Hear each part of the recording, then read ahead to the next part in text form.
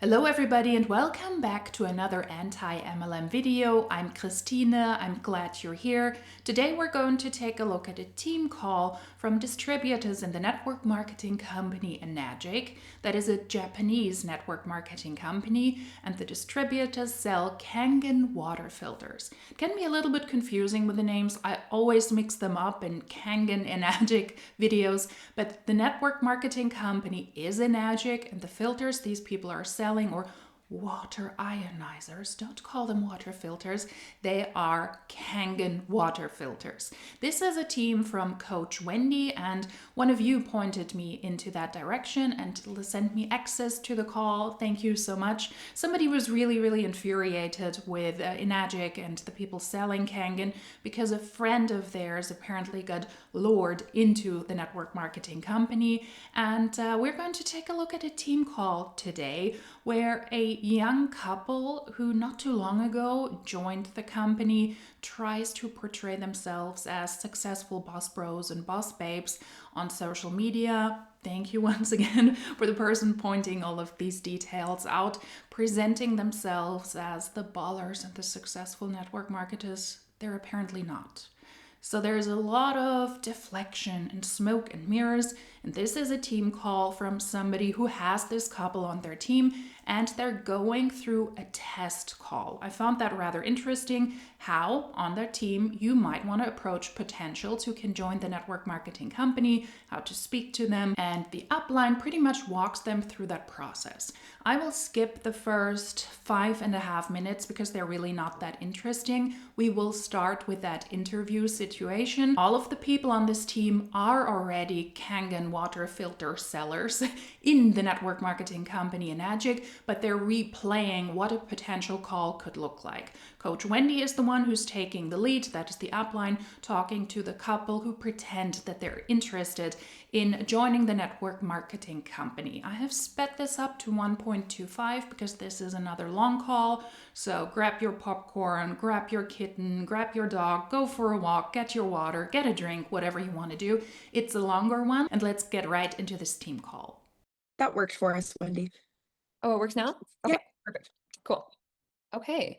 So, Alicia, I'll pretend that the meeting just started and you and I both hopped on, okay? Sounds good. Would you like Colin to be on the call or not? He was not on my sales Okay, call. he was not on your sales call. No. It'd be uncomfortable for you if we talk about you while you're sitting right there.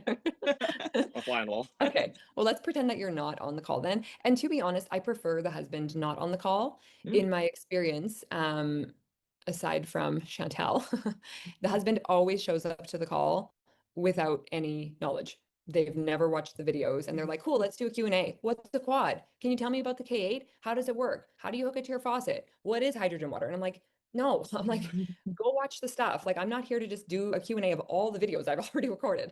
So my preference is not, unless, and I mean, you can also pre-frame that as well. Like, once I kind of got the drift that like husbands show up unprepared, I started saying like, he can be on the call, but if he's going to be on the call, he has to have watched this in advance.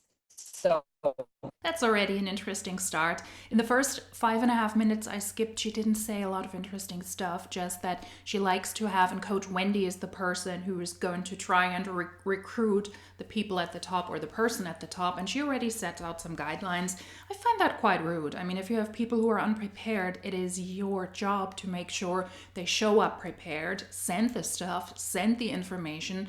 And I get it, ask politely, could you please take a look at this? Because then we can really use the time we have to talk about the essential things, to talk about the business side as well. In the first 5.5 minutes, she pretty much just said, I don't want to call people, I want to be on Zoom for whatever reason that works best, and how she positions her camera so that she can take a look at her notes, but also face the camera so it looks like she's looking directly at the people, which is smart. It's good to pretend that you have a connection with people, although you're in a room on your own and you're on a Zoom call. So interesting. We're already getting really annoying vibes. If you're a salesperson and you have a spouse coming in asking critical questions or essential questions about the alleged health benefits that those water ionizers do. There are no proven health benefits when it comes to these water ionizers. All Kangen water ionizers do is change the pH level of the water. You have neutral water, you have acidic water, and then you have more alkaline water. And the Kangen water filters can change the water into more alkaline water. And the claims the distributors do because of that change of pH level, because they drink more alkaline water, is absolutely ridiculous. What alleged health benefits they come up with is not proven by science. There is no official scientific proof that their claims are truthful, but they come up with the most ridiculous stuff. That's just as a heads up, and we will continue with a call. That's kind of a way that you can like navigate it. Oh, hi, Alicia. Okay, perfect. Here you are. Can you see me and hear me okay? Yeah, everything's good. Okay, wonderful. So I just want to confirm that you've got about 45 to 60 minutes set aside for this call. Yeah, now's a great time.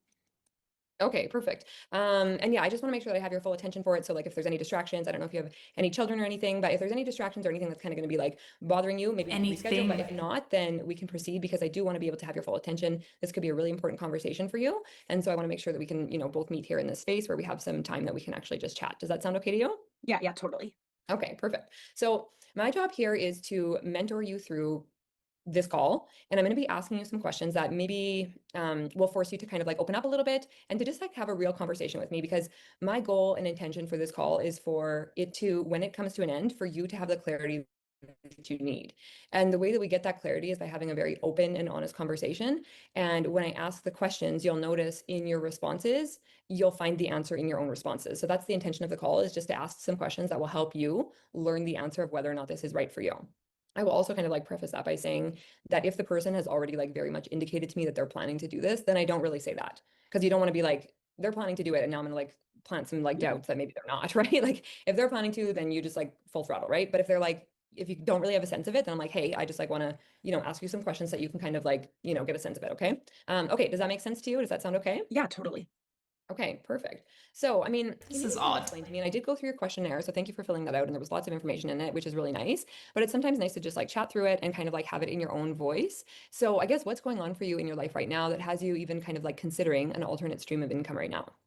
Yeah, for me right now, I'm working as an office manager, and the environment I'm in is just not a great environment. Unfortunately, it's a family-run business, and I've gotten really close with the family, but that also means they treat me like they treat their family, and they treat their family pretty poorly. So I'm just finding myself so anxious every single day. I don't even want to go to work. I've actually been calling in sick to work a lot, just because mentally I can't force myself to go anymore.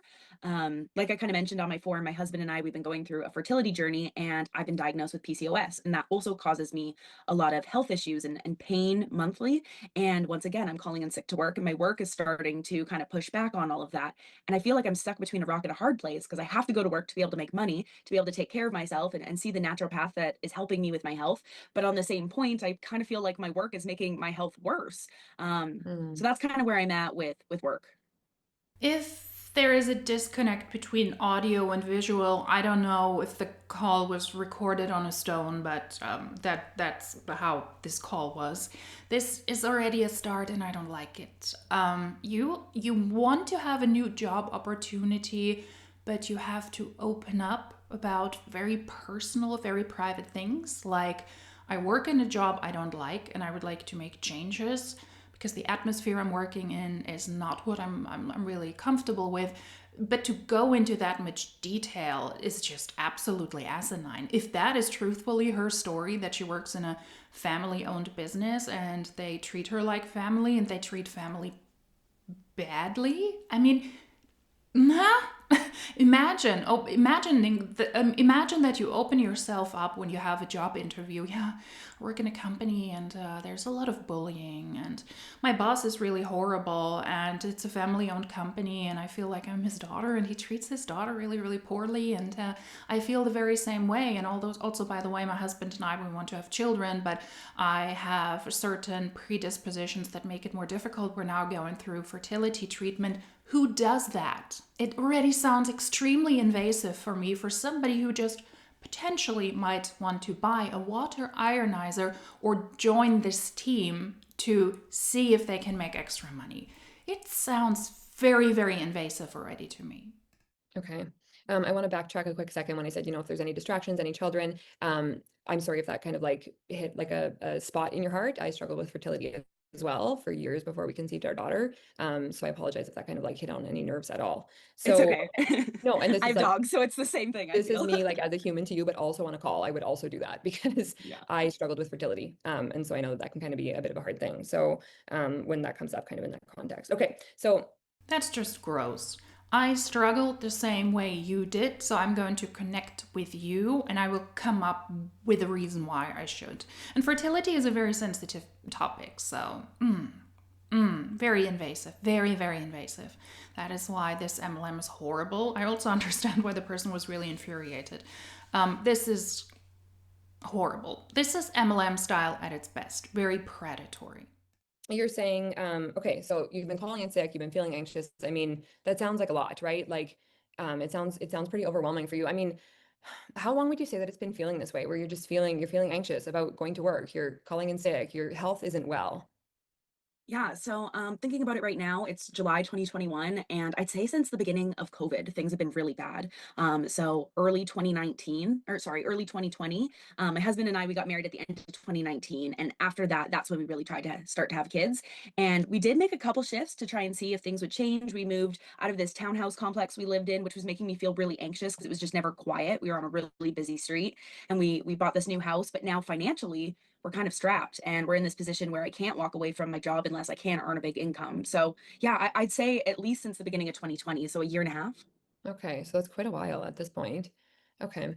Um, yeah, I mean, so I guess how would you say that that's been affecting you and affecting Colin? Like when you wake up in the morning, and you've got this anxious feeling, and then you do have to go to work anyway. What's the general like feeling around your house? It's honestly not good if I could be really, really honest with you. My husband and I were fighting a lot in the evenings because we just have no energy for one another. And I'm finding it hard to, go grocery shopping and make meals. But my husband, he's working 12 to 14-hour days and he's actually commuting. We live in Chilliwack and he's commuting to Vancouver, North Vancouver every day for work. And so he's not getting home till late in the evenings. And I just find we're fighting. And in the mornings, we're passing ships. He pretty much walks out the door when my alarm goes off. So yeah, it's not really good for us right now, honestly. We've actually started talking about separating because it's putting on such a strain for us. I'm sorry to hear that. That is so wrong. If that is truthfully their story and it's not just a made up profile of a customer that might be interested in Kangen and Enagic, and your partner sits right beside you and that is truthfully your story, and you're okay sharing that for the purpose of becoming super successful, rich, and famous boss babes and boss bros, excuse me, then that is just absolutely horrible.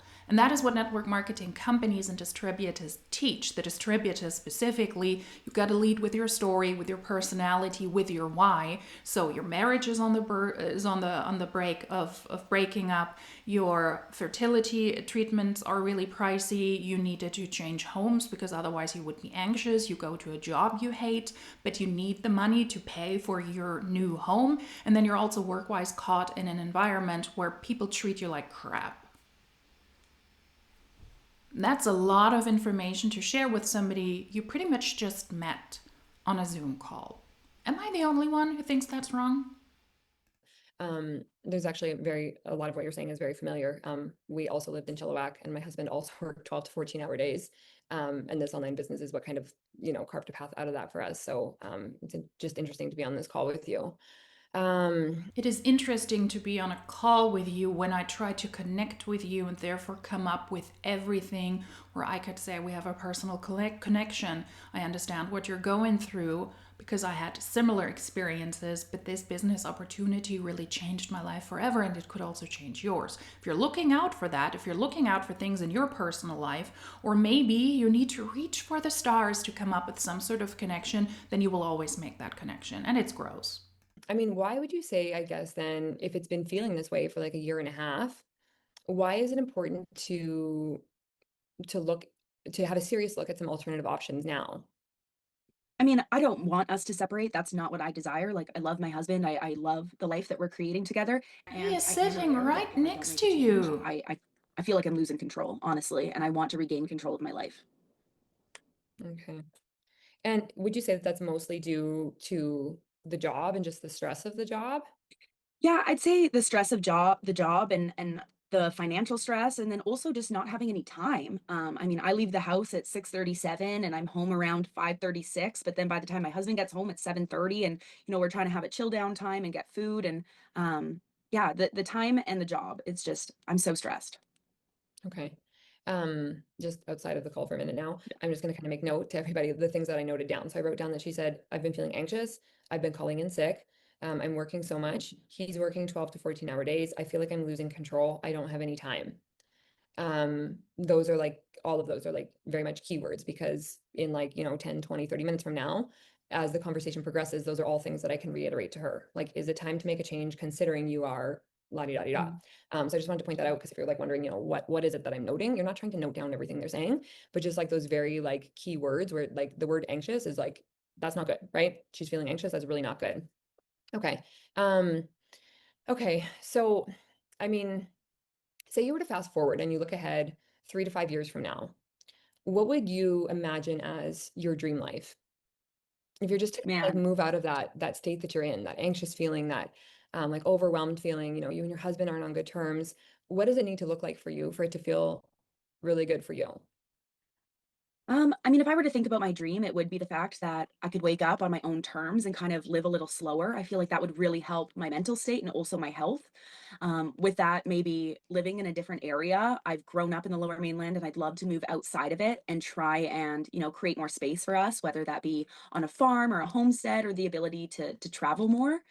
And then another thing that I really want is to, yeah, just be able to work from home and design my own schedule. So if I wake up one day and my cycle is giving me some issues, then I can kind of just put things to the side and do things when I'm feeling a little bit better. Is that what you're kind of looking for?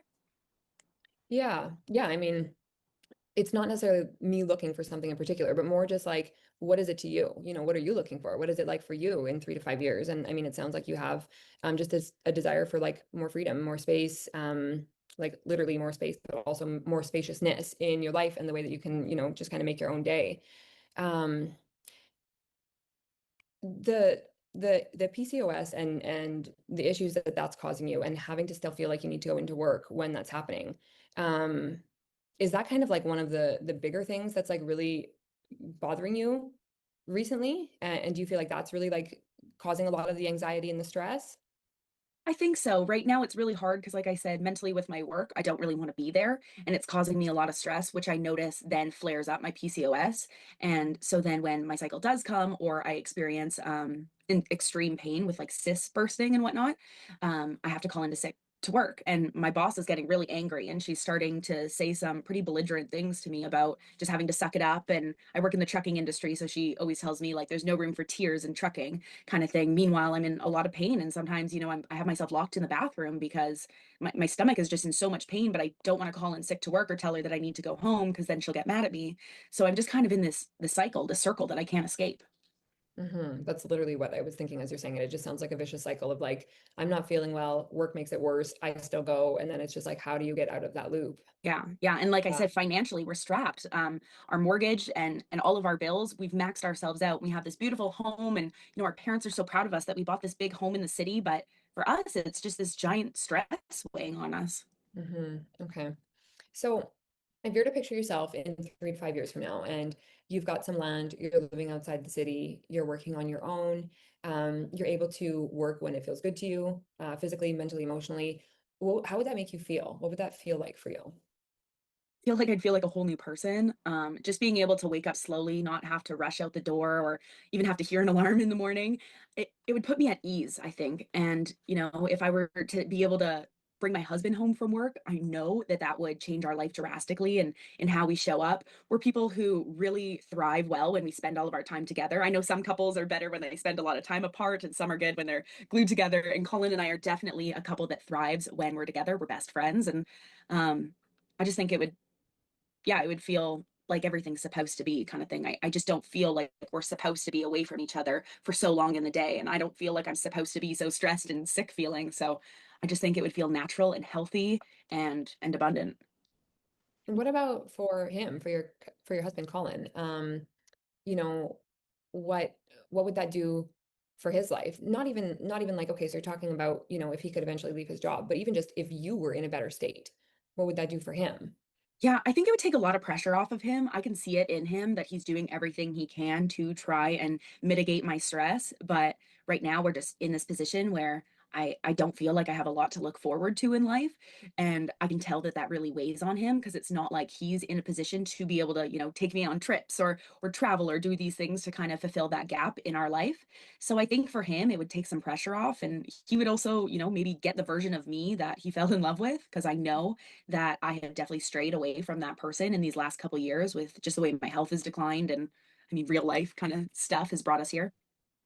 It's interesting to see how she dangles that carrot. And I mean, we've heard this and we were able to witness this if you watch this type of content for a while now. It's your typical dangling the carrot to really poke into somebody's wounds, into somebody's vulnerabilities, like time freedom. Bring your husband home so that you can have a better relationship, fertility issues. Maybe you simmering down, having a change of location can help with that as well. The financial stressors of your life, the financial stressors of your home, the work environment you're in, they're already dangling this carrot to try and close the deal. I mean, this comes across as quite weird and staged and it just feels wrong. These are things you might want to tell your therapist or your best friend or your closest family members and not necessarily a salesperson who wants to sell you overpriced water ionizers and wants to get you into an industry that fails for most people, where you will very likely just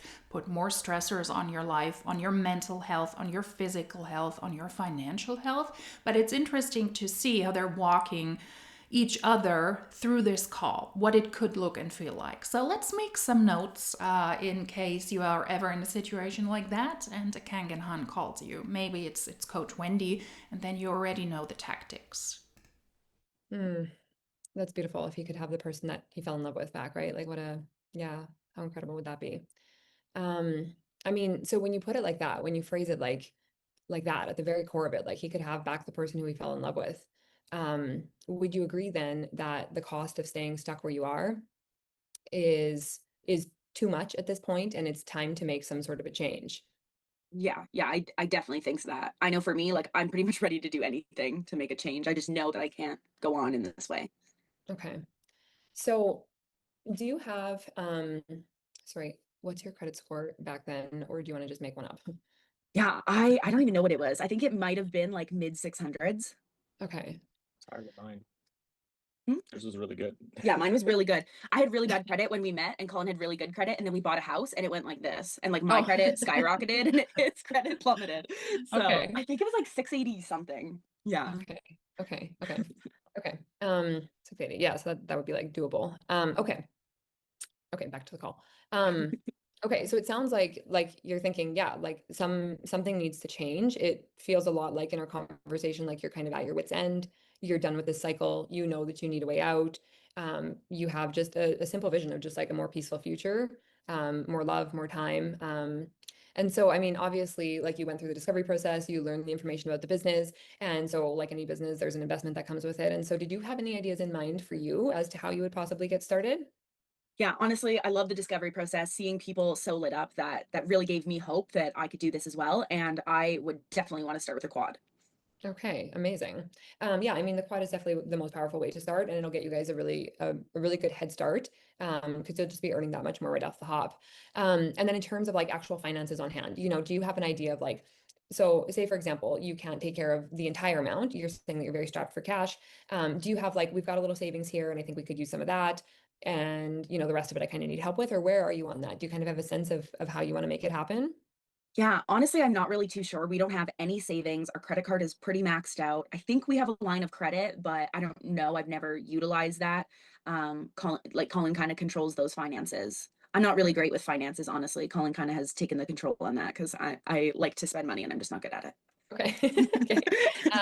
Can we do a version of this where you're like still not quite sure. Yeah. 'Cause there's a lady who like you're just too easy. So like Sorry, I know. gotta be harder. I was like, this is an awkward one because we there was like 6 months delay between me affiliating. So on my call with Right. Ricky, that was the conversation we had, but then And then you didn't finances start for six changed. months. No, Yeah, yeah. exactly. Okay, okay. So it is possibly a truthful representation of how she got recruited into the team with financial needs, not having any savings. She's not sure about the credit score. She has to convince her husband, and then she's being lured into a network marketing company that just makes the financial situation for its members worse. You don't even have the money to start to buy your way into this opportunity. So how are we going to do that? No savings, credit card maxed out. That's why this is predatory. We're really preying on the most vulnerable ones, the ones that are in severe financial need, and we're inviting them into a business model where they will lose even more money. That's disgusting. There's someone who I was talking with just the other day. Um, and she, when we got to this part where I was like, like, so would you agree that the cost of staying stuck is, is worse than the cost of like, making a move and getting onto a different path? And she was well, and I'm like, oh my gosh, Mhm. like she's so scared. And then she was like, what are my chances of succeeding? So can you do that to me so Yeah, that we can absolutely. kind of work through that and people can kind of see that? Absolutely. It's also so hard when it's like I'm describing my dream life and I've really been able to create that through Enagic. So I'm like, okay, Totally. get yourself out of that. Right. And like, and be scared and like not Yeah. sure if you want this, right? Because now like 5 years later, it's like hindsight and you're like, this was a good decision. Yeah, But this is But I guess that's not that truthful. At least the person who pointed out this team and this team call to me took a look also at the members on this team call and said they're not living their best lives. They're not thriving financially yet, but they do have posts like this on social media. So it doesn't sound like they made it 6 months after they joined this team. Surprise. There was probably a lot of cost involved. How likely is it that now you live your dream life? There's a lot of pretense there and wishful thinking, and they're now pretty much doing the things that was done to them, to others, and teach other people on this team call how to recruit those vulnerable people. It's just gross. It's just really, really gross. And let's take a look what she is going to say when the question comes out, what are my odds, or what are the odds of me succeeding in this? not sure. okay. Okay. Okay. Yeah, I don't know really if this would cost more or if my current life costs more. I guess how often do people succeed? Like, do I have a chance of succeeding with this? Yeah. I get asked that question quite often, and I always give like a very real example from my own experience. So I had somebody who started with me. He was the first person who started with me. He's a friend of ours and of mine and my husband's. And he started and he didn't even make it through our platform and didn't even make it into launching the business. So he is not succeeding. And he won't ever succeed. Like he won't ever make any sales and he won't ever make any money here unless he starts doing the business. So I always tell people that it's not like what are my chances? The chances are completely on you.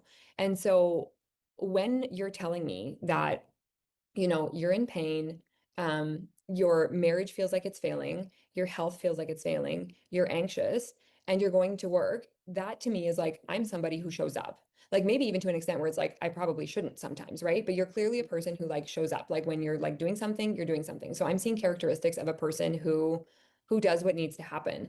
Would you say that that kind of applies to other areas of your life, or is your work kind of like a one-off because you're like a little bit scared of your boss, or is that kind of just how you are as a person? Even if things are tough, you're still showing up. Yeah, honestly, that's kind of who I am as a person, almost to a fault in that way, is that I will always push myself to show up to the best of my ability, even when things aren't really great for me. Okay. So then say you start this online business and say, you're a couple months in and it's not going as fast as you wanted and it's challenging you a little bit more than you expected. What do you do in that situation? How do you show up in that situation? I would say I'm one to really like struggle through things in a way, but I would hope that I would maybe be able to have some help. I am someone who like will ask for help or lean on community. Um, I guess my question would be like, do I have to do this completely alone? Yeah, okay. So I always know what we have to offer, and our community is very supportive. There's 24/7 support chats where there's people from all over the world. You ask a question about a specific topic and you put it in that specific topic, and people who can answer you or help you will navigate that with you. The platform is built out completely that you can go through from start to finish, and you can learn as you go through it. And then I would be your mentor, and so I would also be available to you as well. But what I really thought was key there, and what you said, was that you're a person who will ask for help, because sometimes people will start and they can get a little bit, maybe discouraged, maybe a little bit lost. And if they don't actually speak to me about it, then I don't know. I don't know if it's something going on in their personal life. I don't know if they're actually wanting my help, if they're just going through something on their own and they're going to come back to it in a month or two. I don't know. And so sometimes I will reach out, but it kind of just depends, because I don't want to step on anybody's toes, and I don't ever want to push anybody. When people start this business, this is their business and it's their own journey. I'm there to support you. I'm not there to push you or to breathe down your neck or to force you to make sales. It's your own journey. But if you're a person who, when you're struggling, will ask for help, that's huge. Because nobody will be able to assist you unless you make it known that you're actually looking for assistance. So I can say for sure that our platform is built out in a way where people can see success in it. That doesn't mean that it's just like you start and you succeed. There's a journey that goes along with it. There's a lot of growth that happens along that path. But if you're kind of getting lost in it, and you actually come forward and say that, then there's a lot better of an opportunity for us to actually help you through that. So I wouldn't necessarily say that like you have a good chance or you don't have a good chance. I would just ask you, based on your experience of how you show up, do you think you have a good chance of continuing to show up until it works? Are you the type of person who would do that? Yeah, I definitely am. Okay. Well, then in that lies your answer, So if your biggest thing right now is like, yes, I want to do this, but I'm scared that I might fail. What are my chances of succeeding? I'm not going to give you a percentage. You give yourself the percentage, and you just gave it. You said, I'm the person who shows up and I keep going until it works and I ask for help. So then great, then you're set. That's literally all that it takes to succeed here. Okay, that makes me Okay. feel a lot more comfortable. That is pretty much a non-answer, and it's also laying the groundwork to blame the victim, if you will, and to blame the person who is not succeeding. Because if she were to point out Kangen's income disclosure statement, other income disclosure statements, the industry standard that is abysmal, then she would have to be honest and say, yeah, most people do not succeed, because there is only so many people you can recruit. The selling of the product, it's a high ticket sale, so you can make a good commission if you're able to sell those really, really pricey water ionizers. But of course, it's difficult to sell products that cost thousands of bucks or hundreds of bucks. It is difficult in this day and age and in this economy, so you already got to lay the groundwork for potential failure or for people joining and not being able to sell and recruit right from the get-go. And the essential part is the sales of a product will not lead to the financial success we always hear from network marketers. It is in building a big enough team, having enough people on your team so that you're able to be an upline who benefits off of her team's efforts. Selling a product here or there is nice, but the essential money lies in recruitment, and the statistics, the standards, all of the information publicly available points into the other direction. And of course, you cannot make any promises about success. The companies say that, that's in their compliance as well. You cannot make promises that you will be successful, so the answer is in you. And that is this downline shaming, this distributor shaming, this gaslighting, and this blaming of people. If you are not able to succeed in this industry, it is because of you. It is not because it's a corrupt and bad and sketchy and scammy industry where just theoretically, mathematically, statistically speaking, only few people are able to succeed. Because within this pyramid, only very few people are able to find a spot at the top. And those are the people who make money, who make a good living. The others don't. They are there to pay into a system so that the people at the top can make a lot of money. And you will also have a lot of expenses, so you might want to do your math. And of course, if you are more proactive, if you're able to structure your life, if you are actively reaching out to other people, the likelihood to make a sale, to recruit somebody is greater than somebody who doesn't do that, who's not good at being proactive. But that is not why so many people fail in network marketing. It's because the system is built against them. And of course, if you want to recruit somebody, you cannot say that. So this was a non-answer. Okay. Okay, cool. So then now I would move into the financing part now that you've been like a little more difficult than like, yeah, I just want to do this. This is great. Give me the Okay. guac. Yeah. So then does anybody have any questions about that? Like that's how I typically try to navigate that. And that's kind of what I was pre-framing at the beginning as well. When I was just saying that like my intention isn't to get on the call and close the sale. My intention is to have the person close the sale on themselves. Where they're like, you ask the question and they sell you themselves and they sell you the business and why it's right for them.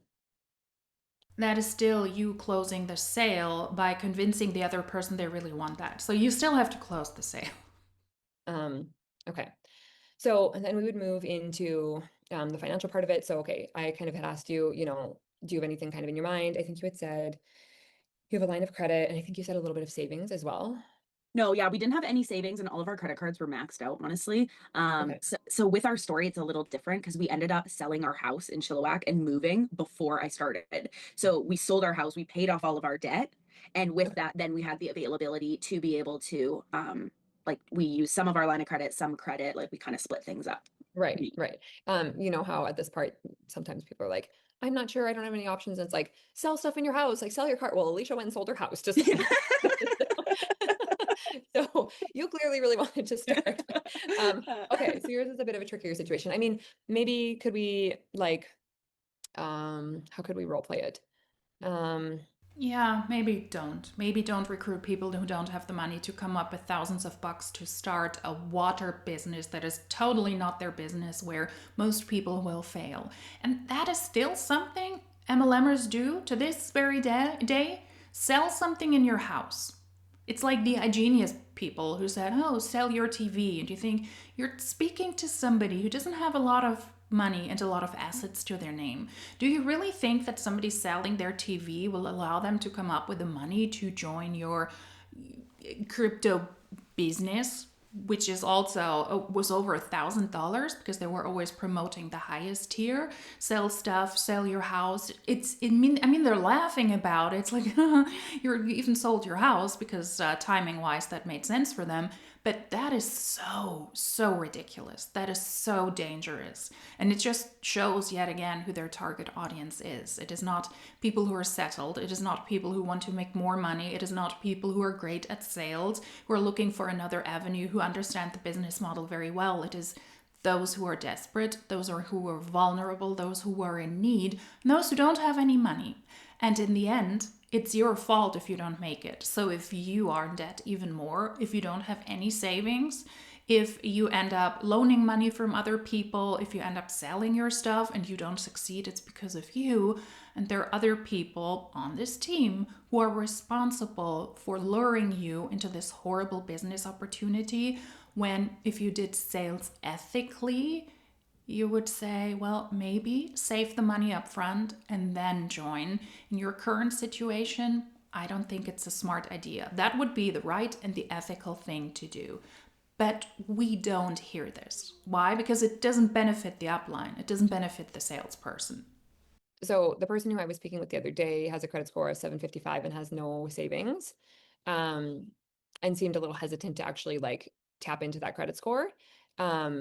So that might be kind of helpful for people. Not that your situation isn't, but I'm like, I don't really know. Like, so do we like reconvene all of us here in 6 months and be like, now Alicia's ready to go? You know, it's I like invested $12,000 into schooling. So I did honestly have the money. Like we did have okay, the money because we invested $12,000 into me going to culinary school before we right, sold my house. So right. we could have figured it out. There was maybe just someone who was controlling the finances who thought schooling was a better option. And wasn't catching the vision as much. And I mean, maybe Totally. we can kind of like there's a section where we kind of get into like, you know, if the husband is going to be an issue and we try to kind of like navigate that in advance. And so maybe we can go back to like the real Alicia and Colin at that spot. But for this spot, can you be a person with like, you know, you could make it happen, but you're like scared to kind of. Yeah, for sure.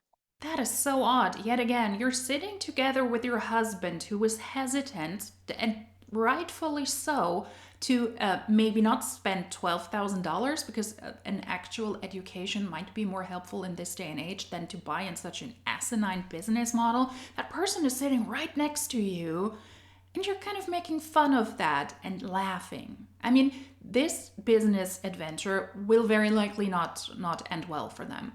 apparently they're trying to push themselves as these ballers on social media, which they're not yet and they might never be. But this is so toxic already. And that's a word that is highly, highly overused. I'm aware of it. But that is toxicity at its best. A partner who says, I would be careful about this, I would be mindful about this. Let's not put money you saved towards an actual career where the likelihood of you succeeding is greater. Let's not put that towards Kangen. All right, let's not put that towards Enagic and towards Coach Wendy, your almighty upline. Okay, so you have a line of credit. Do you like, is there space available on it? And are you willing to access that, whatever's on it? Yeah, I don't think we've ever used it, honestly. So I think we would have the space to be able to do it on our line of credit. Okay. And do you know how much your line of credit is good for? I personally don't. I know that every time we make a payment on our house, our line of credit goes higher, kind of thing. Like it's based on our house. So I would definitely say there would be enough. Okay. Can you be like more though, like, but I don't want to use it. Like, Okay, yeah. But I am scared to use it. It's just always something that like my husband has never wanted to put anything on this line of credit. We've seen it happen with family members and family friends who have just used their line of credit and max themselves out. And my husband, he does not want us using it for the line of credit. I wanted to pay off my car with it, and he just said no, like we're not putting anything on this line of credit. okay. And so I'm assuming it's a shared line of credit, you and your husband, yeah? Yeah, it's based on our house line kind of thing. Okay. So I mean, there are some options because your credit score is a good credit score. So you definitely are available for some of our best financing options that we have, which is really great. You do have a line of credit. So like part of me wants to say, maybe like access your line of credit, but there would be some interest on it. And considering you have a credit score as high as in the 700s, maybe this is something that would feel a little bit better to you and also to your husband as well. When people have a credit score over like 680, 690, they can apply for 0% cards. And if your credit score is that high, it's very likely that you would get approved. And the thing that's really good with a 0% card is that it's 0%. So typically people can feel a little nervous when you mention a card, a credit card, a line of credit, right? Even how you were saying, like my husband doesn't want to use it, right? Mhm. But typically what people are buying on a card is a liability. It's something that they can't afford and that won't ever make them money. So what's different with this is that it would be something that, yes, okay, you can't afford it right now, but it would make you money. That's the point of it, right? And so like any business, you typically have to you borrow somebody else's money until you've earned what you owe, and then you're in the profit zone, right? And what's really great about the 0% cards is that you're not paying interest in that meantime. And I mean, even if you were, so say you were to apply for the credit card, say you didn't get approved and you had to use your line of credit. And say over the course of a year, while you're making sales and you're trying to pay that off, you're paying some interest. It's the different, like the interest that you would pay, as much as it sounds like a large amount, and it is, like I'm not discrediting that, but it's literally like a trifecta sale or a quad sale, and that's all gone. So it can seem like a lot to kind of like catch up on. But when you're in high ticket and a single sale can earn you thousands, that interest that you've accrued or paid in the meantime can really go away in as low, like in as much as just like one single sale. So I would suggest to you, like if you feel okay with it, I would suggest to you the 0% cards. There's two that we recommend for Canadians. One of them is 0% for 10 months and the other is 0% for 12 months. And so if that feels okay to you, because it's a little bit like it's better than the line of credit because there's no interest on it. So if that feels okay to you, I can send you the links for those and you could apply to those. Does that seem like it could possibly be something that might work a little bit better than the line of credit, especially because of your husband's kind of like hesitations around the line of credit with previous things? Yeah, that sounds better because it could probably just be in my name. Okay. Okay, perfect. Man, if Okay, I so was offered that, I would have started I 6 months know, prior. right? I know. I don't Sorry. know. Like the 0% cards, it's like if people have that high credit score, it's like it's the perfect option. I mean, we're just pitching to people who are in extreme financial needs. And to tell somebody, let's max out your credit line. I'm not familiar with the credit scores in Canada and in the US. Here it works a little bit differently.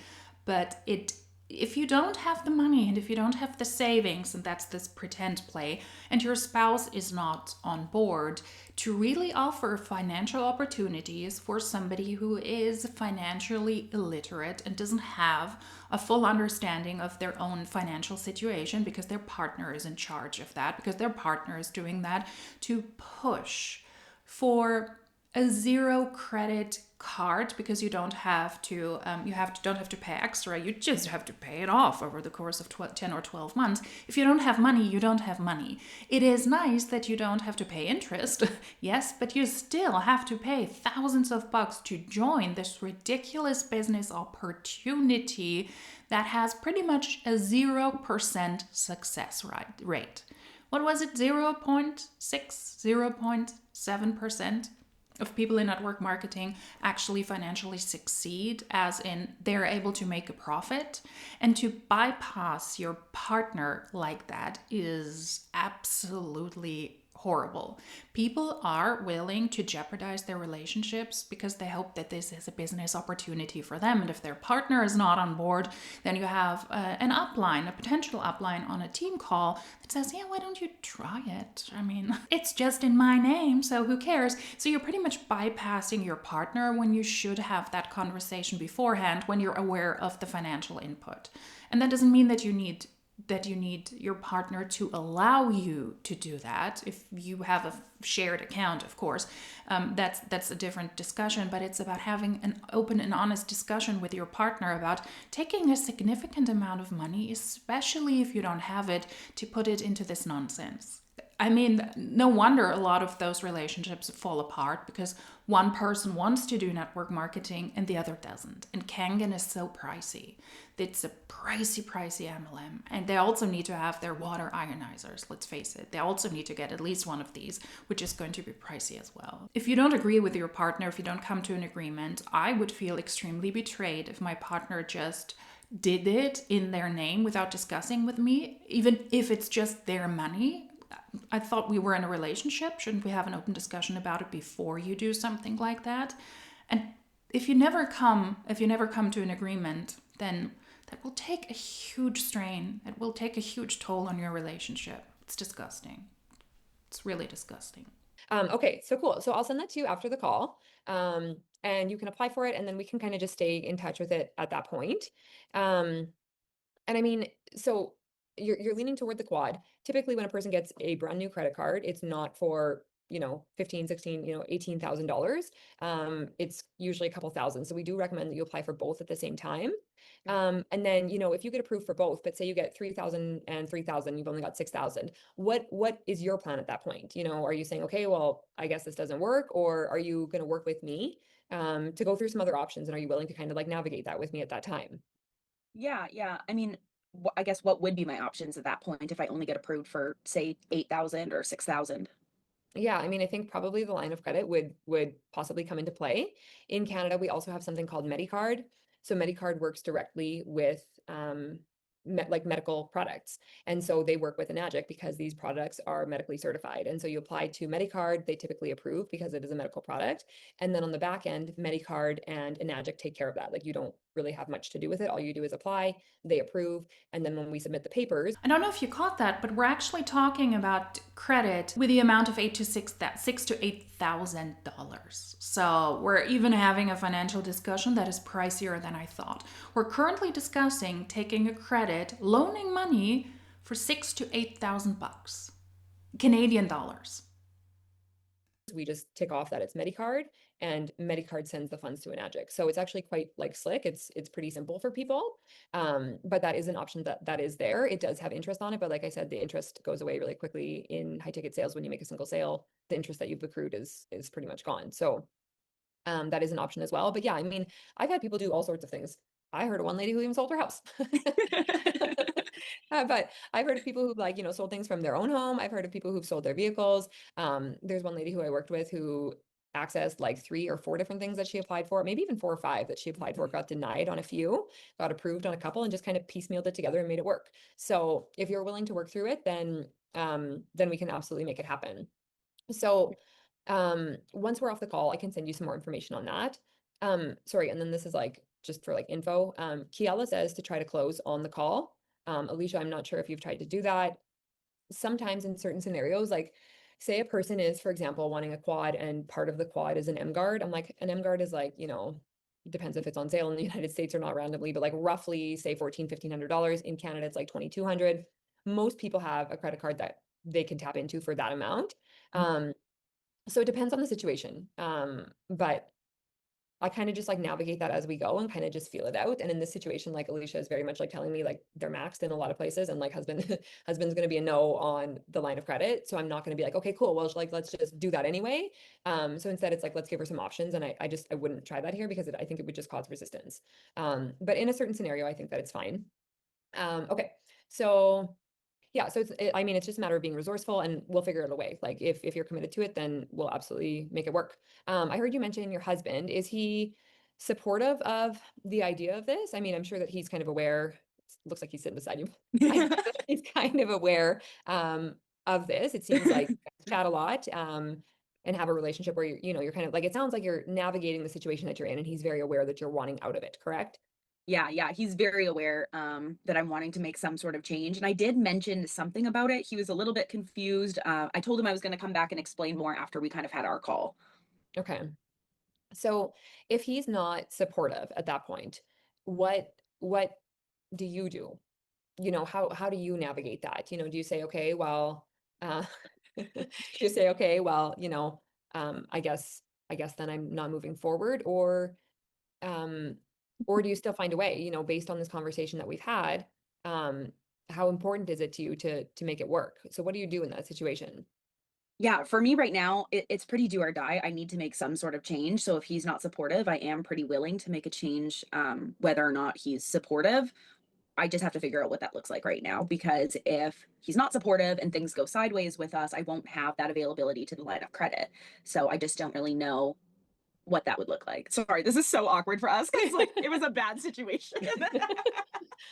Well, I mean, like the beauty in this is like, look how things have turned around for you Yeah. guys. How beautiful. I love it. Have they turned around? Are you sure? I just took the time to take a look at the income disclosure statement from Enagic. This is the US numbers from 2024. And would you be surprised if I told you you have to start a business, and you have to credit it, and you have to have $6,000 to $8,000 for starters? Then the likelihood of you making that money back is slim to none. Are we surprised? I don't think we are. The top people, median amount earned at the top ranks, make over a million, 1.4 million US dollars, but that is 0.03% of the people.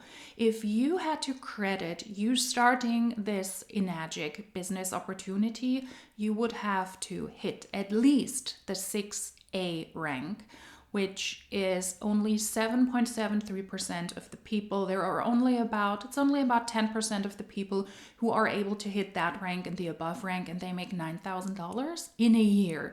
That doesn't include expenses and taxes. So it will be tough, it will be tight to get your money back there if you put that on a credit and you have to pay it off. Let's say you take the Enagic credit program and you're able to pay it off, or you want to pay it off in 10 to 12 months. The likelihood of that happening is slim to none. In fact, most people are at the two lowest rank, that is over 70% of people in the company, and they don't make more than $1,300. At the lowest rank, it is $466. So the likelihood of you investing money, potentially risking your relationship, and this is awkward because apparently that was their experience. And according to the person who sent me this, who took a look at them on social media and took a deep dive into Enagic, said that they're not ballers. Maybe they even didn't make their money back. I don't know. I'm purely speculating here. But when I take a look at the income disclosure statement, it is highly, highly, highly unlikely that people joining, and they have to put that on a credit card. They have to finance them starting in Enagic. For them to make $6,000 to $8,000 back is highly unlikely.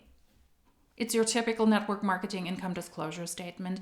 Most people are at the lowest ranks and they make barely anything. And while Enagic is considered a high ticket sale if you're able to sell those Kangen Water ionizers, apparently not a lot of people are able to do that because it is such a pricey sale. And in this day and age, in this economy, who is willing to put that much money into a water filter? Yeah, most people probably are not. It is easier to sell products that are not that pricey, but thousands of bucks for that kind of stuff. And it's awkward. It's really, really weird. It's really, really awkward, especially if maybe they didn't make their money back yet, but they have to try it. Because if you already dump a lot of money into this, then you have this fallacy that the sunk money, what is it? The sunk cost fallacy? The sunken money fallacy. The sunk cost fallacy. I already spent so much money on this, so I can also continue to do that. I already invested so much money into this business opportunity. If I pull out now, that money will be lost for sure. They're not necessarily calculating that the likelihood of them spending more money, losing more money, is greater than them making that money back, period. And it is awkward when you pretty much are on a practice team called How to Recruit Somebody, a couple where one partner wants to do it and the other one has hesitations, and they're sitting right there next to each other. He's just uncomfortably smiling. She's uncomfortably smiling. And our almighty upline just continues. Yeah, it's an honest conversation that you might want to have. And she recruits those people. Their marriages could fail because you push for something, because you offer financial sales opportunities, financial credit opportunities that will wreck their financial lives forever. It might take a toll on their relationship, on their mental health, on their fertility journey. But no, do it for the team, right? Do it for your own pockets. Because if you are at a certain rank in the company, you also need to have certain people who do certain sales. You need to recruit more, you need to sell more, otherwise you won't make an income either. And that's what this is about. It's not about helping others, it's about helping yourself. Paying into a pricey MLM. It's gross. It's just gross. I'm at a lack of words. I'm speechless. That's why I'm repeating pretty much gross and ridiculous, and it's just asinine. But okay, so like I know this is a little uncomfortable, but okay. What I was gonna say is I did hear you say, like when I mentioned like applying for the cards, you were like, yeah, that would be a good option because then I could apply for them on my own. Mhm. So in saying that, like what I'm hearing you saying is like you're at a spot where you're like, I need to make changes. Hopefully he's supportive, but if not, I'm applying for these cards on my own and I'm a big woman, like I'm a big girl, I can do this on my own and I'm gonna make it happen. So I mean, yeah, my recommendation would be for you to get started with the quad and I can help you kind of navigate those next steps and I can send you the information to actually apply for that. So what are your thoughts on that? Yeah, that all sounds really good. I'm looking forward to it. Okay. And if anybody's following along in the document at this spot right here, like this is essentially like them agreeing. So sometimes at this spot, it can be like a little bit like longer. I don't know if Meg is on this call. Meg, are you here? No. After we got off our call the other night, she was like, okay, like there was some like longer pauses and stuff like that. And I think just it's important to be aware that sometimes it's okay to just like let there be space for the person to like navigate their way through it and be okay with like it being silent as much as it can feel uncomfortable. It probably feels more uncomfortable for you than it does for them because they're literally in their mind being like, am I going to do this? Like all you're hearing is silence, but they're hearing everything. So just like give them a minute to just like breathe through it and like find themselves. But Alicia was like, yeah, I'm ready to go. But I mean, in some scenarios, like if the person is like quiet here, it's okay. Just like let the space for that to happen, which I know is very hard and is hard for me as well. But that typically works pretty good because it lets them make the decision, right? You give them the moment and they can kind of find their own words with it. Okay, so then Yeah, push for a way how they can finance them joining Enagic with the money they don't have, but make it look and sound like they're the ones who are choosing. So you're not responsible for being irresponsible for offering this opportunity to somebody who obviously doesn't have the money. at that point, I usually do offer some sort of like something. What's written in this document is a cashback bonus. If that's something that you want to do, you can offer that. I don't know, Alicia, if you or if like people in your organization, I'm sure have probably like something that you offer at this point. But I mean, Yeah, we offer multi-peer. I either offer a multi-peer oh, if they're going with the quad, because I'm an affiliate with them, so I kind of get a kickback on that too, or an event ticket or half an event ticket depending on price. But okay. or yeah, even with a single K8, we offer a faucet. If they need a new faucet, we have like a super cheap $120 faucet off Amazon kind of thing that we offer. Nice. Yeah, perfect. Okay. So I do think it's important to have like something at this spot. And I mean, Alicia just gave like 3 ideas of great options. Written into this document is like, hey, cash back. And you can change it up too. Like, in the month of November, we're doing this. And, I mean, and like this month, there's like the incentive to start now is like literally the promo. So, I mean, you could throw in something additional as well if you wanted, but this is almost just like, it's like one of those things, like when you go to a store and you see a shirt and it's like, if the shirt's $5 and it's on sale for 4, you're pumped. And it's like literally like if you found a loony, you wouldn't be excited about it, but you're excited because you got a deal, right? So people really just like feeling like there's some sort of like deal, right? Mhm. And it can really just be like motivating to like have people move. And even if it's like not a huge amount, because like we're talking like if someone's investing in a quad, that's like $18,000. So there's pretty much nothing that you could offer here that's going to make them be like, oh, I'm going to do this because it's like so much cheaper now, right? It's like, unless you're going to be like, I'll give you like $7,000 back, right? Like it's a larger investment. And so this is really just to kind of keep them moving forward and with a time frame, because what can happen is you get off the call and they've been like, yeah, like I'm going to do this. This is great. And then suddenly they move out of their heart and they move into their head. And now they're like, I'm just going to think. I'm just going to go and I'm going to think. And my ego and my fear is going to like rear its ugly head and tell me all the reasons why I'm going to fail and all these bad things. And if they're, that can especially happen if there's not something that they have to look toward, right? So if you give them something where it's like in 72 hours, like if you do X, Y, and Z within 72 hours, then X, Y, and Z happens. So you can plug in here whatever it is that you want it to be. But I just do recommend that there's something here. This is kind of one of the reasons that I moved away from like trying to close on the call. Both Kayla Hodges with the red training and Kiela said to close on the call. And I find it difficult to close on the call if you're like offering something that they're going to be like moving toward. So I moved this part out of my sales calls, and then I noticed the number of people actually closing went down. So for me, I'm like, I'm going to bring this part back in where I offer them something and I'm not going to close on the call. You can't close on the call and offer them something if they move within 72 hours, right? It's just like, it like wouldn't work. They're like, well, I'm trying to do it right now. Right. So for me, I'm for the most part not doing a close on the call anymore. And instead I'm just saying, hey, if within the next 72 hours you can get started, this is what's available to you.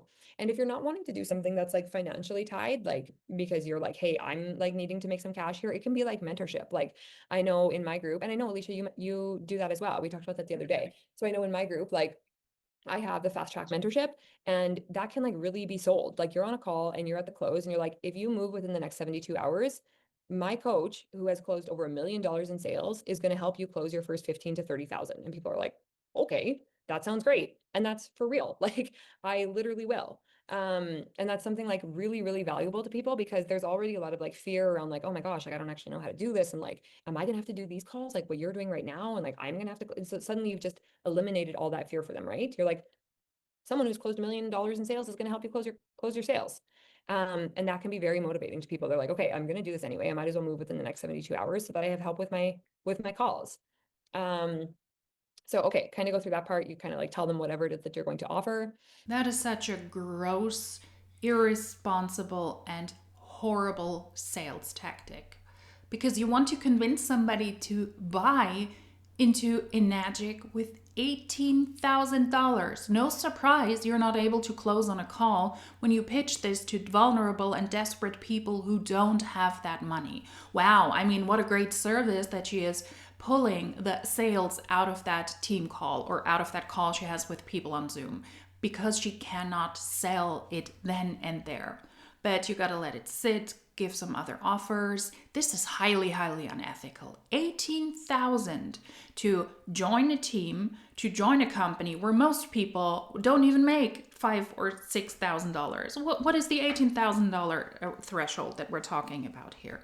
You would have to be at least at the 6A22 rank, and that is in the 0 point numbers. 0.73% of the people make $27,000, $28,000. At the rank below that, they don't even make 18,000. So to say, well, I have a coach and that person made $1 million, so we can teach you, shut up. That is highly irresponsible. It is predatory. It is wrong. And it's just there to serve the person who sells you those ridiculously overpriced products and business opportunities, but not you. If you don't have $18,000 to buy into this, don't buy into this. But hey, that's not the MLM way, because you gotta juice the people who don't have much, who have little to nothing, only the hopes that maybe this could be an opportunity for them to financially succeed, which, according to Enagic's own numbers, doesn't work out, only for 0 point something percent of people in the company. That is gross.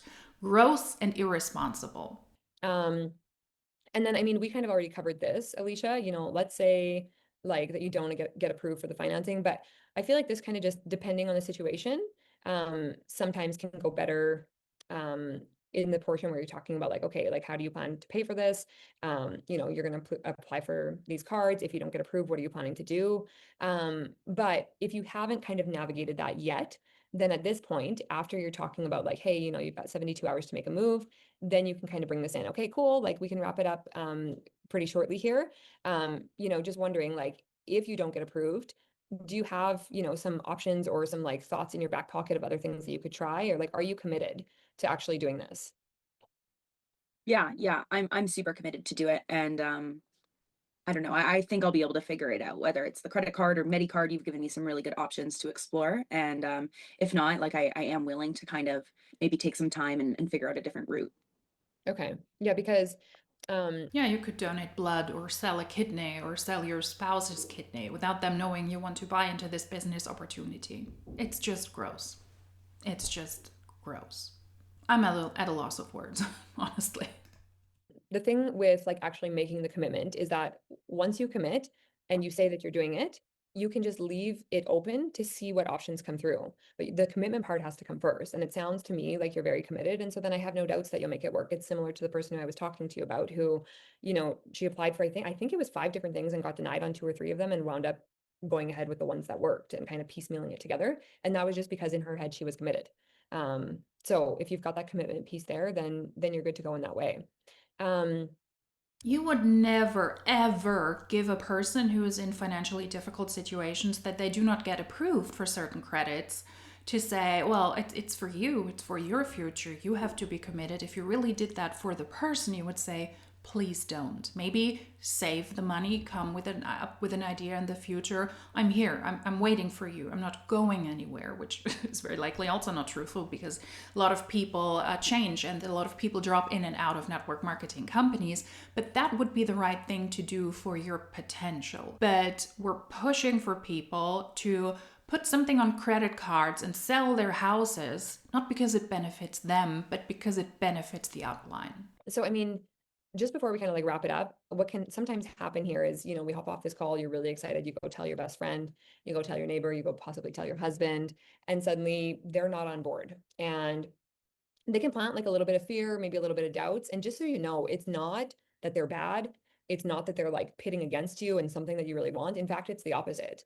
They don't know what you know. They haven't been following me. They haven't been on this call. They haven't watched the discovery process. They're not in our Facebook page. They have no proof of any of this working. They don't even know what it is. All that they know is whatever it is that you tell them, right? Yeah, but she doesn't want them on the call because otherwise she has to answer uncomfortable situations, uncomfortable questions from the potential partner. They're spreading a little bit of realism. You really want to spend $18,000 on a business opportunity where most people fail because you're on a call with a person you've never really spoken to before. You just told her your most personal insights, and that person says, no, we can make it work because they benefit if you buy into this opportunity.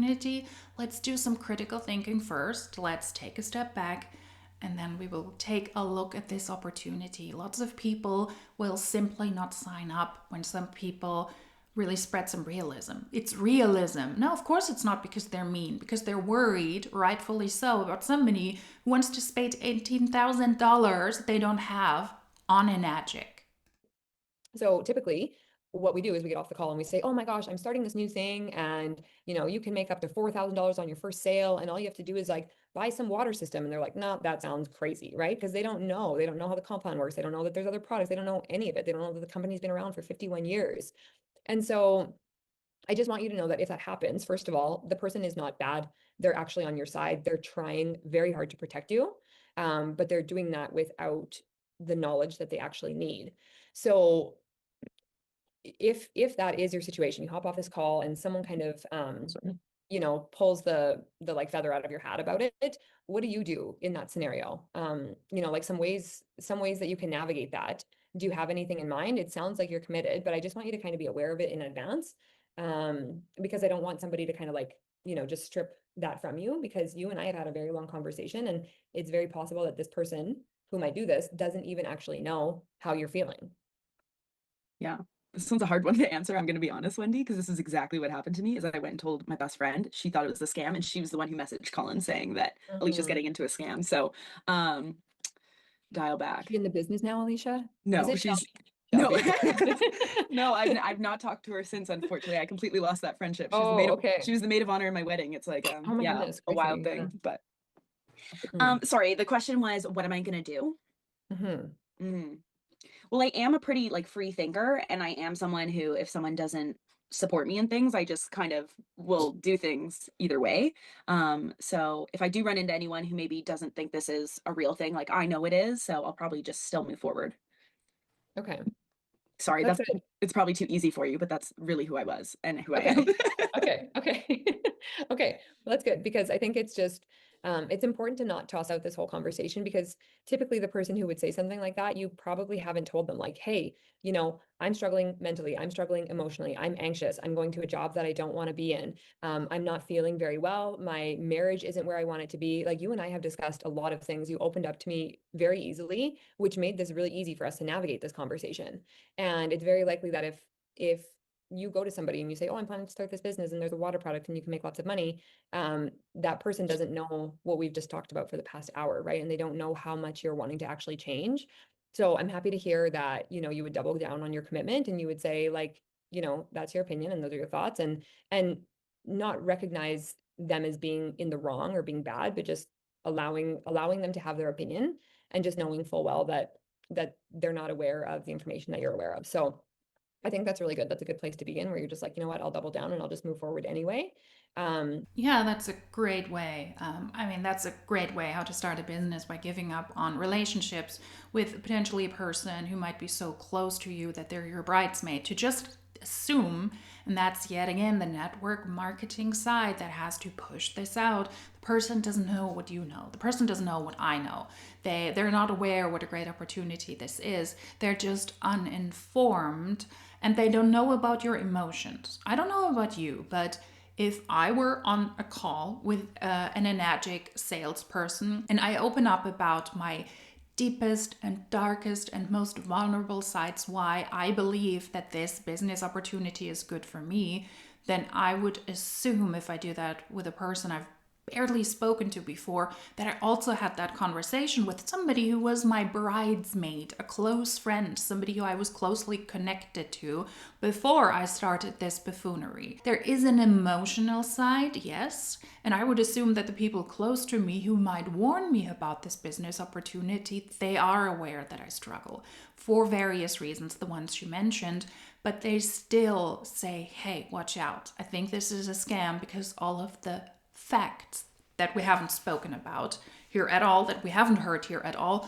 of the facts speak against you making that significant amount of money that you have to invest back. It's not that you're uninformed, that you don't know that maybe you could make $4,000 on a high ticket sale. It's the likelihood that most people are not able to make those sales. And there is documentation over documentation over documentation available from the company itself. But I guess the person on the call didn't tell you that. I'm glad you're willing to move forward so that you cut off one of your best friends, very likely. And you might even cut off your husband, or might have cut off your husband if he didn't want to join, if he didn't say, okay, let's try it. So that's good to hear. So I think unless you have any other questions, if there's anything that we didn't cover, and aside from that, we can hop off. I'll send you the information for the cards. You can apply for them and then we can be in touch. Does it feel okay to you to maybe be in touch in about 24 hours from now to kind of just see how that all worked out and what you got approved for? Yeah, that sounds good. Okay, perfect. And are there any other outstanding questions that you wanted to kind of go over? Or do you feel like, most of what you needed to know was answered on this call? Okay, so side note outside the call is, do you allow people to kind of ask questions about products and you'll kind of go into that? That's one thing that I get a lot, is people will kind of ask questions about the products more so. Yeah, as I'm like coming to like close this, I'm like, I didn't actually open the floor for her to like actually ask any questions. So typically I would do that like before the close. So like, you're going through the part where you're like, dream vision for the future. Like, what do you see in 3 to 5 years from now? When it comes to like financing, like, what do you have on hand? Like, are you willing to work through that? They're like, yeah, I am. It's like, okay. Are there any other questions that you have that you need answered before you can like give a full commitment?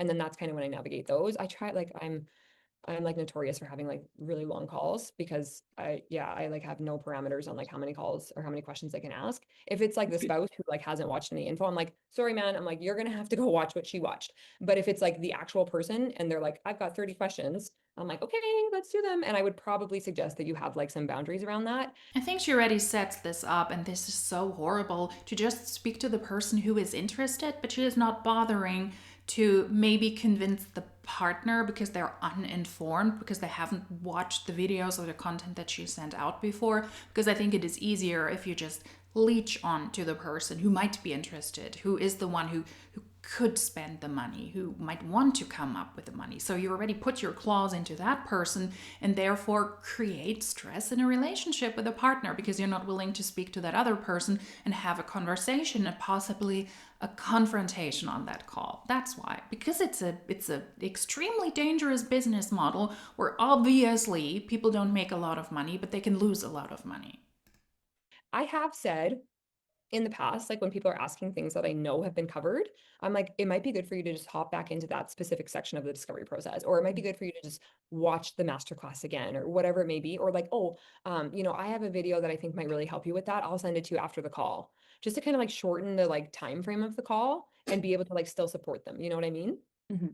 Yeah.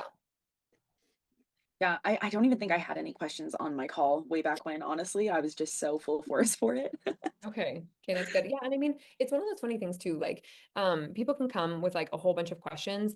Like how does it hook up to your faucet? And like how, like what are my chances of succeeding? And like what does the platform look like? And all of those things. But like the real thing that they want to know is like, is this the right fit for me?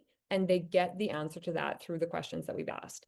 So sometimes, like, even if they've had like a full long list, by the time you get kind of to this point and you're like, do you have any questions? They're like, yeah, but like, like I think I'm okay. Maybe just, and they'll like throw one of them out there, right? So because I think in that moment they also realize they're like, she's just asked me a whole bunch of questions. I've realized that like I don't really like where things are at, and I just told her I'm like wanting to make a change. So what does it really matter, like if the 2.5 can also kill, like staphylococcus, right? It's like, Yeah, like, yeah. you're going to be okay without that question right now. So sometimes you'll see people just kind of like step down from their list at that point because you've now gotten them to a point where they've like opened up and they've like said like, yeah, I'm ready to do this. So And those are some of the medical claims that I mentioned before. Be very, very careful with any kind of claims an Enagic salesperson makes because they will tell you the worst and horrible diseases and illnesses you have. They can be cured by these water ionizers. They can't. They just can't. Yeah. I know I did see a comment up above. I think it was from Stacy, and she said that this was making her uncomfortable. And I just want to say, from my perspective, it actually felt really nice. And I know when I was doing my call with Ricky, it was kind of similar. Is this was the first person who was asking me like how I actually was or what I was experiencing. So it wasn't uncomfortable. It was actually this space where someone opened up and said, "How are you doing? Like, I know you have this house and you have this job and you got a fancy car and everything looks good, but how are you?" So it may feel uncomfortable from the outside, like watching someone go through it. But as the person experiencing it, it's honestly beautiful, and you really do have more trust in that coach because of that.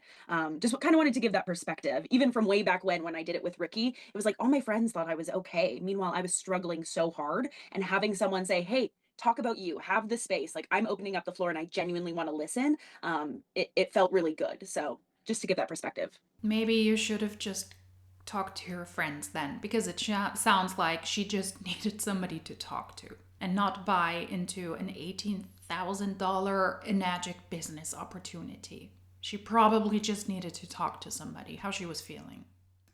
yeah, thank you for adding that.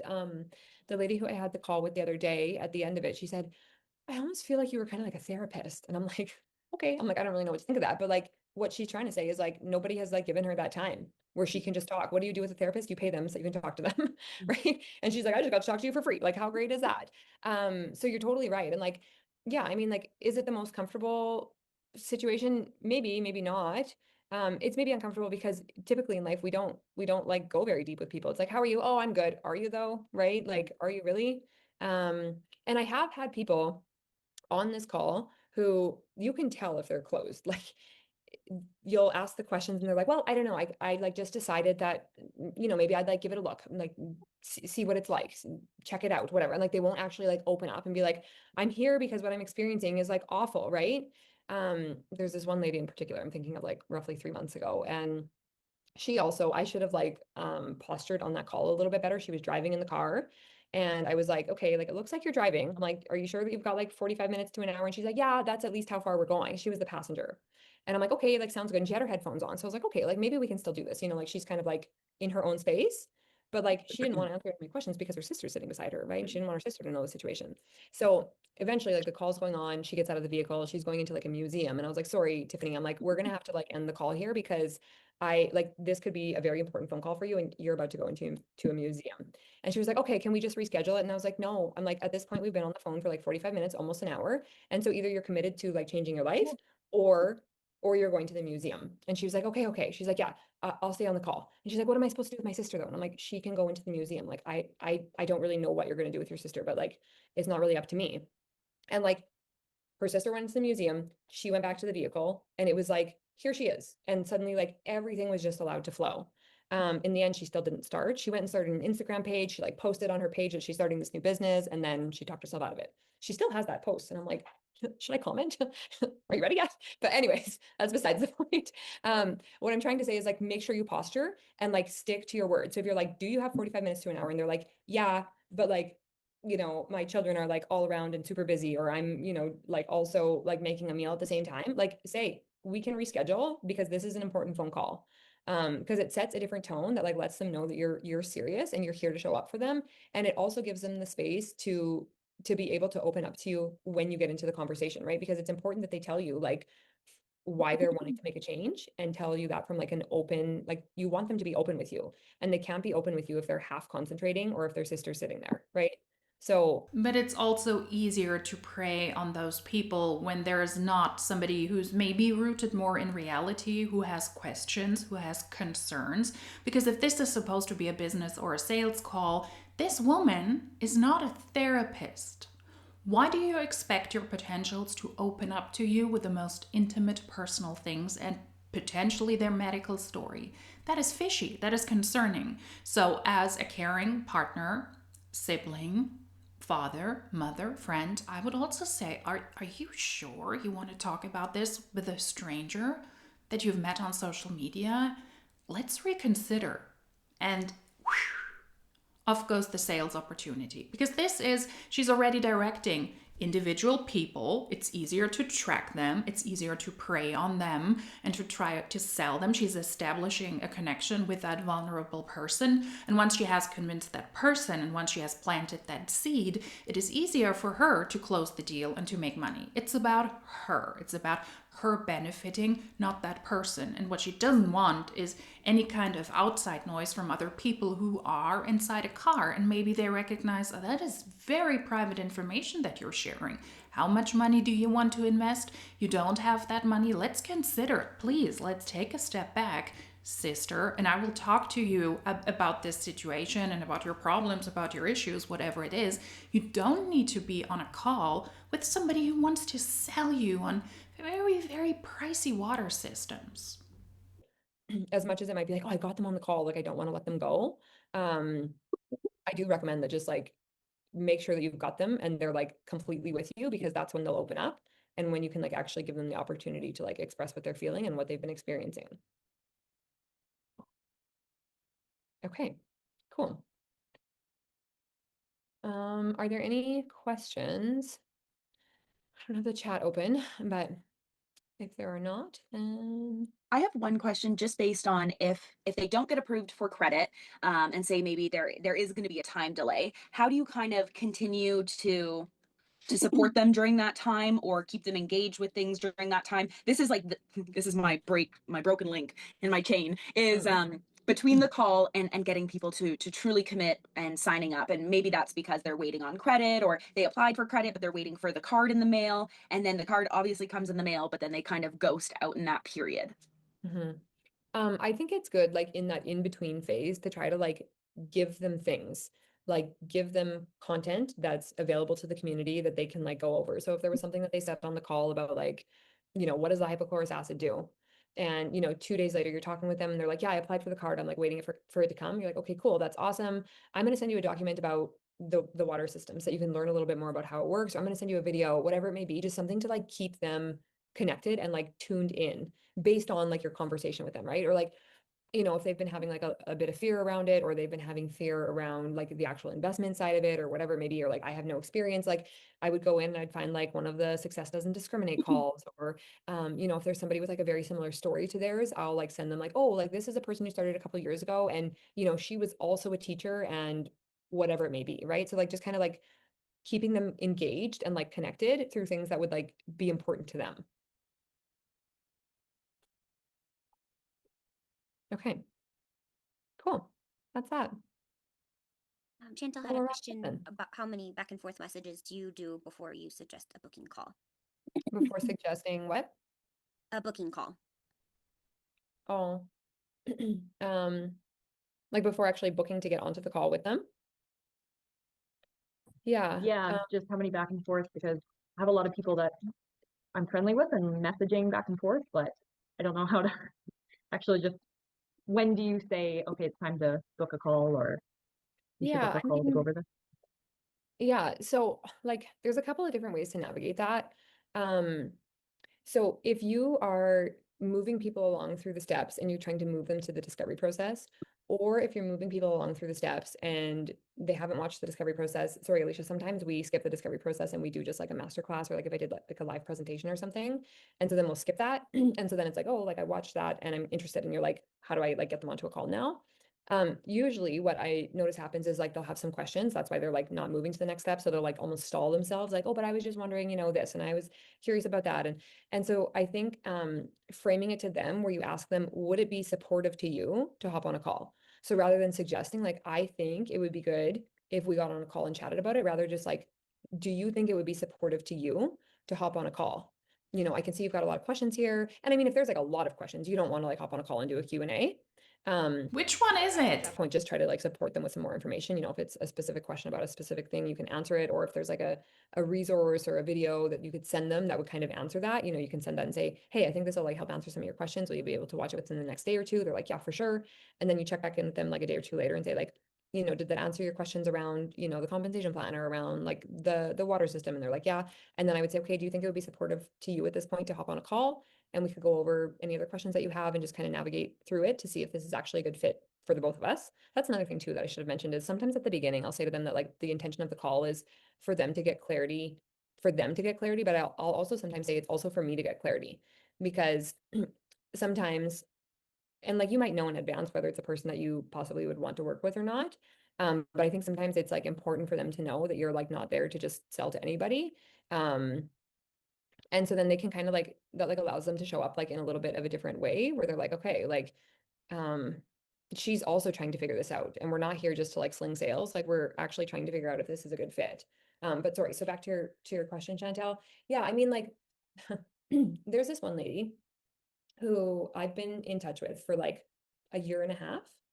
And it was like, I'm gonna start before my baby's born. And then like, so she's, suddenly she's like 6 months pregnant, 7 months pregnant, 8 months pregnant. I'm like, anytime now, the baby's gonna come out. And then like baby came out and she was like, maybe once my baby's 6 months old, like it's really busy right now. I've got this baby. I'm like, okay, that makes sense to me. So then like baby's like 6 months old and she's like, oh, I'm just like still not feeling quite ready. Maybe once baby's about a year, maybe sleeping through the night. I'm like, okay, sounds good. Baby's like a year old.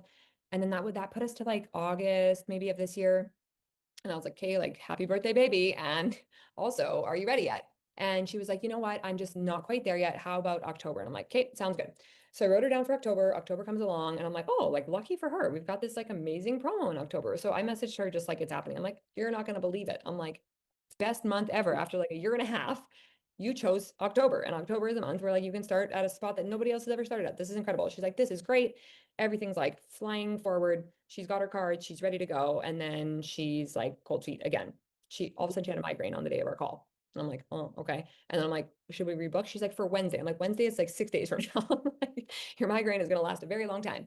And so I think too, so like eventually what I wound up just saying to her was like, and like, not in a rude way, but like if you've been doing this dance with somebody for like a really long time, Chantel, it's okay to just like release them, because you will like literally just breathe a sigh of relief. So that's what I finally did with her. I was just like, you know what? I'm like, I'm not saying that I won't ever work with you in the future, but right now you aren't ready and I can't spend any more energy on this and I can't take any more of your energy for this either. This isn't good for you. It's not constructive for you and your time with your family and your children, and it's not constructive for me. Because also what she would always do is like, yeah, like I think I'm almost ready, but I have to try the water first. I think I'm almost ready, but this. I think I'm almost ready, but that. And by the way, she wound up trying the water from somebody in the area. Guess who it was? It was Balage's mom, of all people. I'm like, if there was a sign that you needed to start, it was the day that you picked up water from Balage's mom. Like, I'm like, oh my goodness, this is crazy. She lives in British Columbia. It was wild. But anyways, she still didn't take the sign. So I'm like, it's fine. And so I think it's okay to just like, you call the shot at that point and you just say like, in the future, and I said to her, the next time that you reach out to me, Mel, it's because you're ready to start. And until then, I've answered all of the questions that I'm going to answer in the DMs. You've watched the discovery process. You've watched every live training that I've done over the past year and a half. You've tried the water from Balage's mom. And so this is not about that one last question or that one last thing. This is like about you just finding the belief in yourself. And when you get to that spot, then just send me a message. So I think just like, don't let them like, you know, take you on their roller coaster for too long. And you can just like hold that posture and be like, you know what, I'm not saying like not ever, but I'm saying clearly you're not ready. And my road ends here because there's nothing more that I can do for you. This is like a you journey now. Yeah, no, you're not able to close the sale. And some people are too friendly, especially if that person is from Canada, to say no. I'm not interested, because she comes across as passive aggressive. Happy birthday, baby. So, your migraine lasted quite a long time. It's not about the other person. It's about you recognizing you cannot close that person. Good. I hope you never can. She seems to have a lot of rules for, let's face it, being a salesperson for a Japanese network marketing company, and she sells really, really, really pricey water ionizers, and she recruits people into her downline. And she wants to jump on calls with you to offer you the opportunity to get all of the information you need to understand if you're ready to join. But then there are so many rules where, if there are questions about this or that, I will just send you videos. No, I don't want to watch videos. I want to hear from you how the products work. So if you're not even able to explain to me how you connect the water systems to your faucet, if you're not even able to do that on a call, then I'm out. I hope that people would hold themselves to a higher standard and say, you know what? Maybe this is not the match. Maybe I'm going to reach out to another hun who is able to explain these things to me, who is able to explain to me the benefits, the advantages of the system, how they work. Maybe also a salesperson who allows me to ask critical questions that also come from my partner. Maybe a salesperson who doesn't try to navigate me by isolating me already on this call. And granted, yes, it's good also to pay attention, to not have 3 people you need to talk to, but maybe collect the questions your partner has, or maybe make notes, discuss that with your partner, ask if you can record the call so that your partner can also take a look at that. It's easier to focus if it's just one person. But if you want to answer all of those questions, also from your partner, then you would actually be doing a good job. But she is already isolating these people in order to pitch them easier. And then she becomes passive aggressive because she cannot close the deal. Of course, if you say, hey, I'm not pregnant, it's not a good time. I have a newborn at home, it's not a good time. My baby is now 1 year old, now I have a migraine. Yeah, maybe that person doesn't want to sign up with you. So get over it. You won't make that sale. That's okay. It's not because the other person isn't ready yet. It's because you don't close the sale, and at some point you need to focus your time on something else. She has a lot of rules what she does and does not allow on these calls when she wants to sell you something. Don't sell me videos or articles. If I have specific questions about how the products work, how the business model works, then I want you to explain it to me. But instead, she needs to lay out the vision, what your life could look like in 3 years or 5 years. What are your current problems? And then in comes Kangen, because now the Kangen water systems, the water ionizers, can help you fulfill all your dreams. All you need to do is hand over $18,000, and we're going to sneakily apply to certain credits and to certain potential payment methods that your partner doesn't need to know about. Do you hear yourself? Yeah. Okay. Okay, Thank cool. you. Yeah, you bet. Okay, I'm gonna hop off because it's midnight here.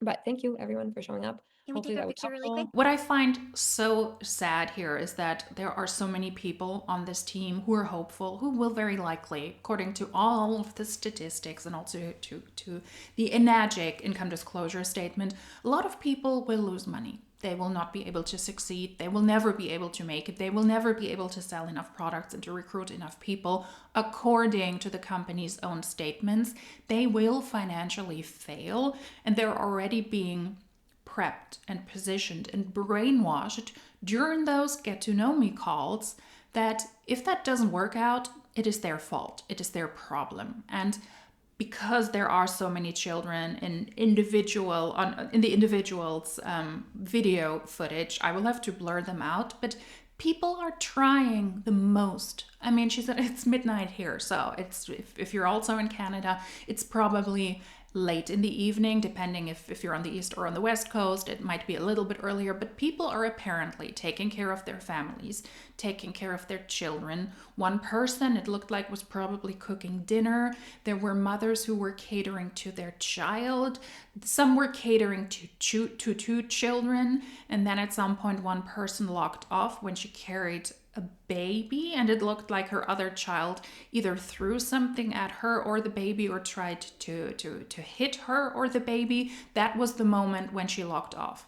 The people obviously try. The people obviously take time out of their day. This was an over 1 hour call to listen to this upline, how to pitch people while they balance keeping their house clean, taking care of their kids, taking care of food, taking care of dinner, prepping things for their families.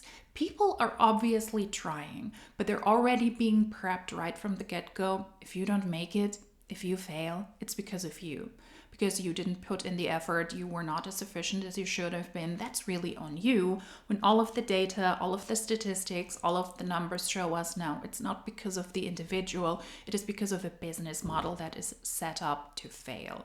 And then we have this upline who just tells you, no, just, get your money ready. Let's get this one started. Let's also maybe do it sneakily and not include your partner. And no, I don't want your partner on this call. And if you're not ready yet, happy birthday to your baby. It's already 1 year. It's about time for you to join. I don't think you are ready. It's you who's obviously that person wasn't ready to join. And then the salesperson had to take a step back because she couldn't close the sale after trying to log on to that person for a year.